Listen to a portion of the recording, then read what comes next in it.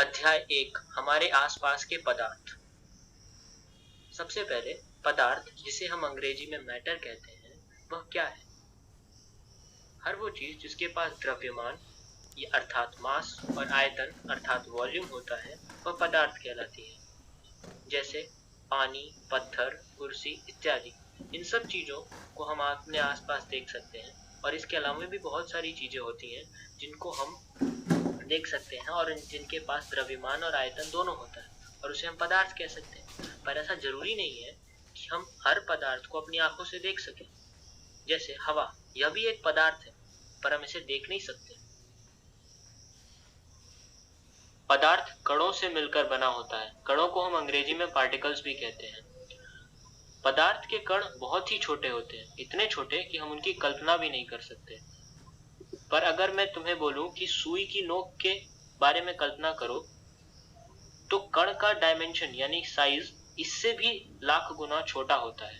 अब सोच सकते हो कि कितना छोटा होता होगा पदार्थों का कण। पदार्थ के कणों के कुछ विशेष गुण होते हैं, आइए उन पे एक नजर डालें। पर एक बात बता दूं कि ये जो विशेष गुण हमने पढ़ने वाले हैं, यह उस पदार्थ की विशेषता और अवस्था बताने में बहुत ही महत्वपूर्ण भूमिका निभाते हैं। आइए देखते हैं कैसे। पहला, पदार्थ के कणों के बीच रिक्त स्थान होता है। इसे समझने के लिए हम एक एक्सपेरिमेंट यानी क्रियाकलाप करते हैं। हमने एक ग्लास में पानी भर लिया। अब उसमें हम कुछ मात्रा में चीनी डालने वाले हैं।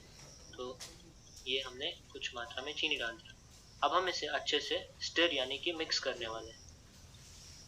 आफ्टर मिक्सिंग यानी मिलाने के बाद हमने देखा कि चीनी पूरी तरीके से घुल चुकी है, पर फिर भी पानी का जो लेवल यानी कि रेखा है वो अभी भी वहीं पे बनी हुई है।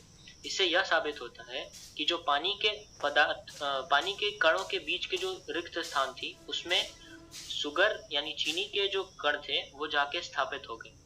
इससे यह साबित होता है कि पदार्थ के कणों के बीच में रिक्त स्थान होता है।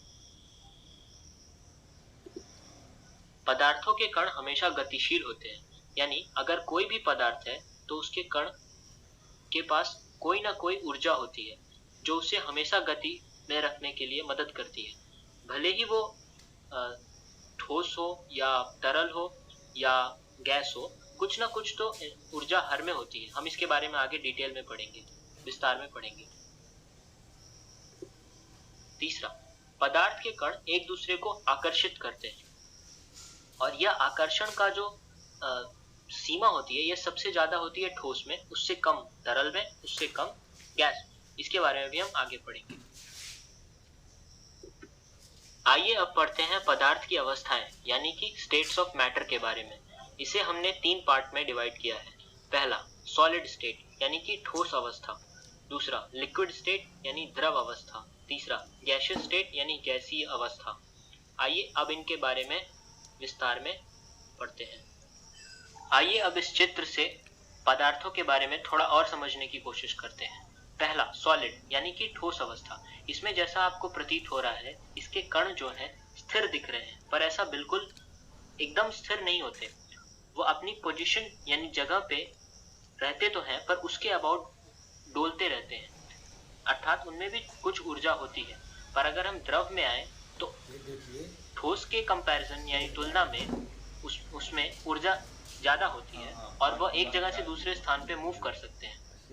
पर अगर हम अगर गैस की अवस्था में आए तो उसमें और ज्यादा डोलने की क्षमता होती है, क्योंकि उसमें ऊर्जा और होती है। और इसमें तो जो कण होते हैं वो बिल्कुल भी अपनी जगह पे स्थिर नहीं रहते, वो रैंडमली इधर उधर मूव करते रहते हैं। आइए अब पढ़ते हैं ठोस अवस्था के बारे में विस्तार से। कुछ उदाहरण जैसे कुर्सी, पत्थर, बर्फ, रबर बैंड इत्यादि। अब उनकी कुछ विशेषताएं। वे निश्चित द्रव्यमान यानी मास, आयतन यानी वॉल्यूम एवं आकार यानी शेप के होते हैं। वे कठोर होते हैं। उनके कणों के बीच दूरियां लघु होती हैं अर्थात छोटी होती हैं। उनके कणों के बीच का आकर्षण बल प्रबल होता है। यही कारण है कि उनके कणों के बीच दूरियां लघु होती हैं और वह एक दूसरे से ज्यादा दूर जा भी नहीं सकते हैं।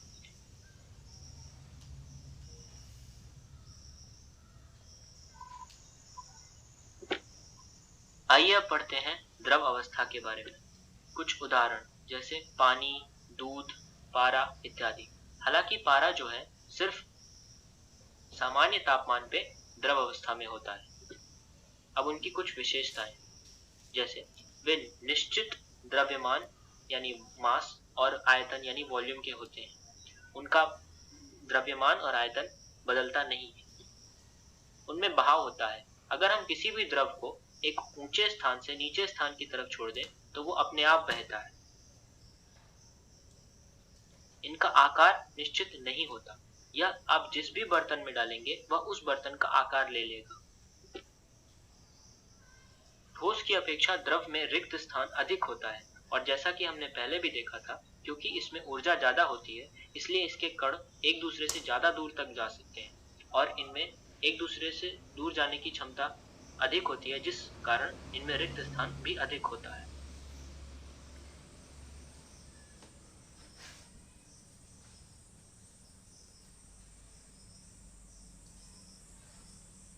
अब तीसरे नंबर पे गैसीय अवस्था। कुछ उदाहरण जैसे वाष्प यानी भाप, oxygen gas, nitrogen gas, carbon dioxide gas इत्यादि। गैस की कुछ विशेषताएं, जैसे वे सिर्फ निश्चित द्रव्यमान यानी मास के होते हैं। इनका आकार और आयतन निश्चित नहीं होता। आप इसे जिस भी बर्तन में डालेंगे यह उस बर्तन को पूरी तरीके से ऑक्यूपाई यानी कि भर देगा, और इस प्रकार उसका आयतन निश्चित नहीं होता। और आकार तो वैसे भी, क्योंकि अगर हम जिस बर्तन में डाल रहे हैं उसको पूरी तरीके से अगर वो भर रहा है तो उसका आकार वो खुद लेने वाला है, तो हम समझ सकते हैं कि उसका आकार और आयतन निश्चित नहीं होता। द्रव की अपेक्षा गैसों में कणों के बीच रिक्त स्थान बहुत अधिक होता है। ऐसा इसलिए क्योंकि इसमें द्रव और ठोस के मुकाबले बहुत ही ज्यादा ऊर्जा होती है और इनके कण एक दूसरे से बहुत दूर जाने की क्षमता भी रखते हैं, और इनमें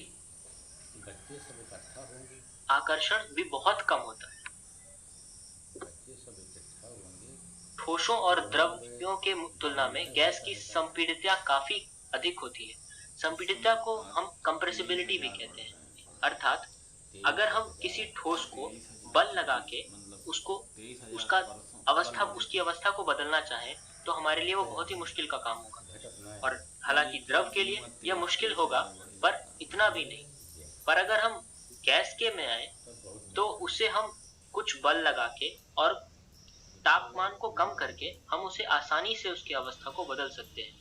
यह दिखाता है कि गैस की कंप्रेसिबिलिटी यानी संपीडितता काफी अधिक होती है। भारत विश्व में तीसरे पोजीशन पर पहुंच गया है। आइए अब एक महत्वपूर्ण बिंदु पर नजर डालें।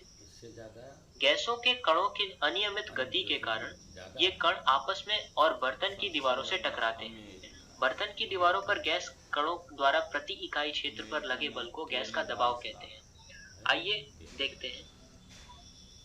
जैसे सपोज कर लिए ये एक बर्तन है और इसमें हमने एक गैस को भर दिया, और इस गोले से मैं गैस के कणों को दर्शा रहा हूँ।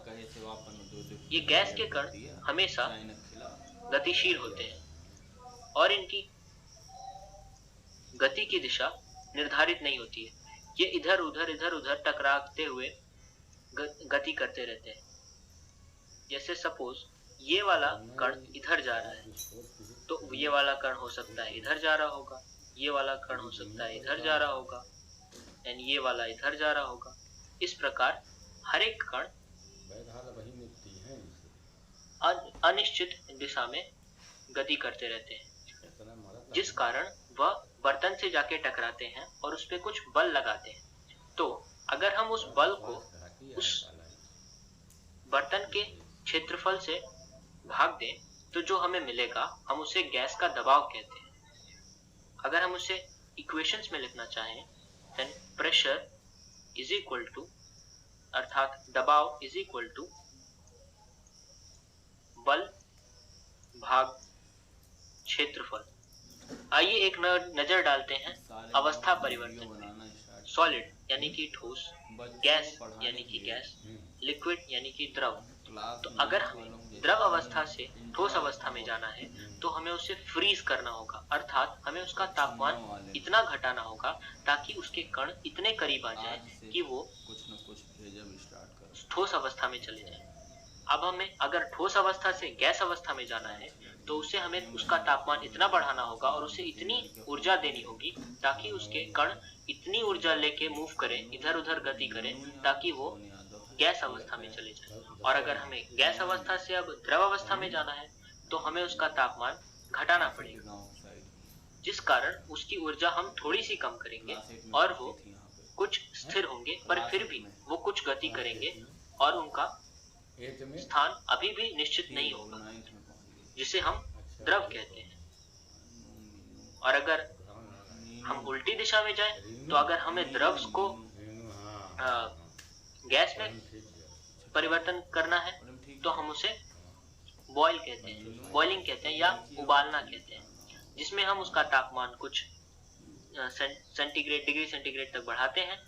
उससे क्या होता है कि जो लिक्विड के यानी द्रव के जो कण होते हैं उन्हें कुछ ऊर्जा मिलती है और वो और दूर दूर तक जाने की क्षमता रखते हैं, अर्थात वो गैस अवस्था में चले जाते हैं।